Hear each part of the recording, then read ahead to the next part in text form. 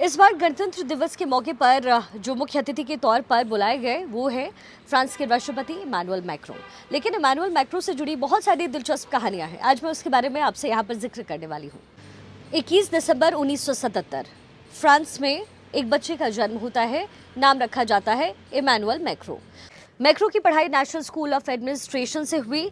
ये वही स्कूल है जहाँ पर मैक्रों के अलावा दो और राष्ट्रपतियों ने भी शिक्षा हासिल की थी। मैक्रों की प्रेम कहानी बहुत दिलचस्प है। छोटी उम्र में शुरू हुई थी। महज 15 साल के मैक्रों अपना दिल अपनी ड्रामा टीचर ब्रिजिट को दे बैठे। हालांकि शुरुआत में सभी को लगा कि उनका दिल ब्रिजिट की बेटी पर आया है, और वो इसलिए क्योंकि ब्रिजिट की बेटी भी उसी क्लास में मैक्रों के साथ पढ़ती थी। लेकिन बाद में जब चीज़ें साफ हुई तो पता चला कि मैक्रों ब्रिजिट को पसंद करते हैं, ना कि उनकी बेटी को। और इस वक्त ब्रिजिट उनसे 24 साल बड़ी थी और उनकी उम्र 39 साल थी। यही नहीं, ब्रिजिट के 3 बच्चे भी थे। इन्हीं बातों से मैक्रों के माता पिता उनके इस प्यार के खिलाफ हो गए। मैक्रों ब्रिजिट से ना मिल पाए, इसके लिए उनके पिता ने उन्हें पेरिस भेज दिया।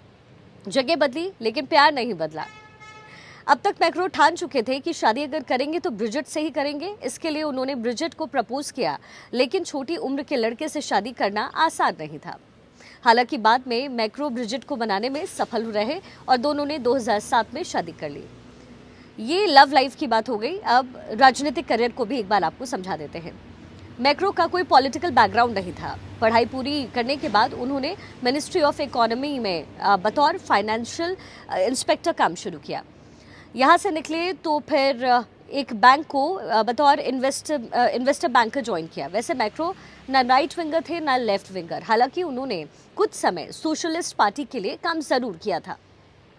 बाद में उन्होंने तत्कालीन राष्ट्रपति के निजी कर्मचारी के तौर पर भी काम किया और अच्छे काम के चलते उन्हें इंडस्ट्री एंड डिजिटल अफेयर्स का मंत्री बना दिया गया।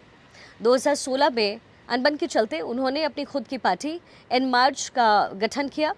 1 साल की मेहनत और किस्मत दोनों रंग लाई और दोनों के साथ से 2017 में 66.1% वोट के साथ मैक्रों फ्रांस के राष्ट्रपति बने, जबकि उनके विरोधी मरीन को 33.9% वोट ही मिले। लोगों का कहना है कि इमैनुअल मैक्रों लोगों को बहुत ज़्यादा पसंद नहीं थे, लेकिन कहीं ना कहीं मैक्रों के लिए जो राजनीतिक उनका करियर था, जो उनकी विचारधारा थी, वो बहुत मायने रखती थी। लेकिन फिलहाल वो वहाँ के राष्ट्रपति हैं। ना तो दक्षिणपंथी और ना ही वामपंथी वो थे, और ना ही अभी भी वो हैं। ऐसे में दोनों विचारधाराओं को लेकर के उनके हिसाब से दुनिया को देने के लिए कुछ होता नहीं है। फिलहाल एक बार फिर से वो फ्रांस के राष्ट्रपति हैं और इस बार गणतंत्र दिवस के मौके पर हमारे मुख्य अतिथि के तौर पर यहाँ पहुँचे।